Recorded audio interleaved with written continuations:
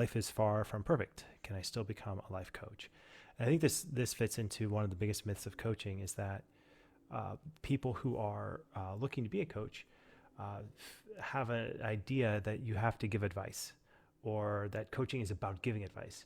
And if you look at some of the, I don't know, main videos out there on YouTube or TikTok or Instagram that talk about coaching, therapists and things like that who mention coaching, this is the main issue that comes up, and I see is that a lot of them have this idea that being a coach means that you have the perfect life advice to give other people. That's simply not the case. This is coming from a knowledge basis of the world and of delivering value. What I mean by that is that you're giving value based on the knowledge that you have or the quality of the advice that you can give.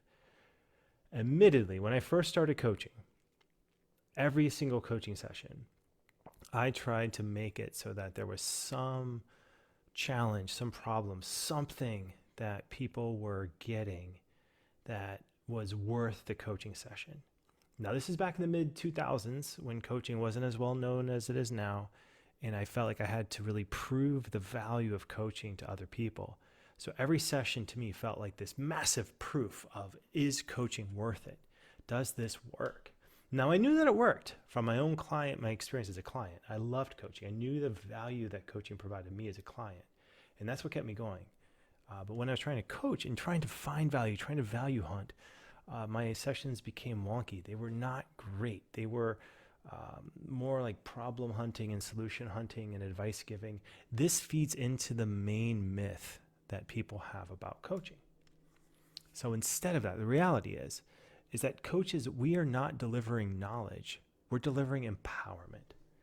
And the way that coaches deliver empowerment is by asking questions, by caring about their clients and putting themselves in essence as a student of their client.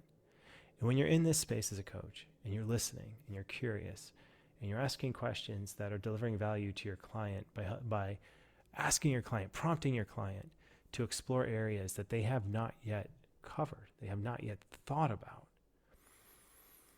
clients feel that. And the world is so noisy. There are so many messages. The ability for someone to create something and then spread it an infinite number of times is there.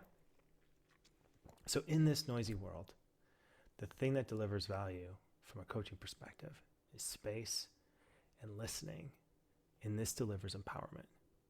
So the whole idea that do I have to have my life perfect to be a coach, it feeds into that myth.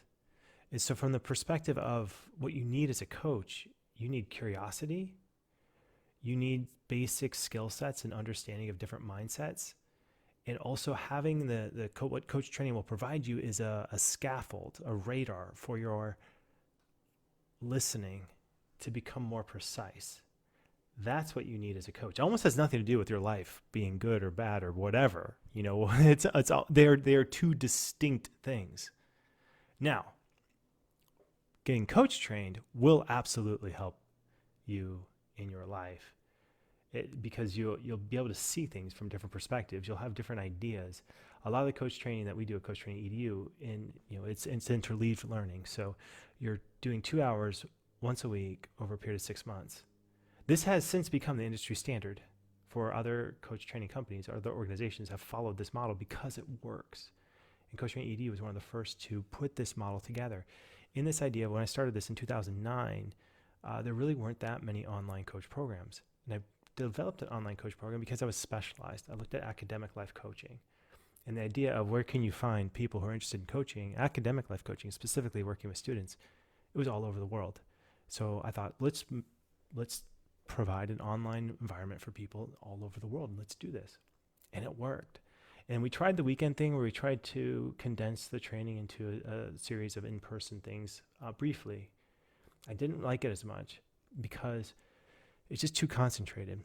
When you spread it out over that period of time over 6 months and you're meeting for once a week for 2 hours and you're coached and being coached, you feel the value of coaching. You know what coaching can do in your own life. This is half of what makes you a good coach.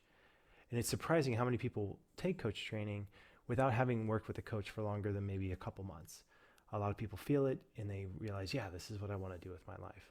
So the idea of, does your life have to be perfect for you to be a coach? No. Will coach training improve your life? Absolutely. Do I think this is basic training for everyone? Yes. Everyone, I mean, in my experience, I think coach training is basically empathetic listening and, self-awareness training. If this could be in every school in the world, that it would change the world. It would be a kinder, more empathetic, more empowered place. This is the world that we are actively working towards. So those are my thoughts on question 1. My life is far from perfect. Can I still become a life coach? Answer is yes.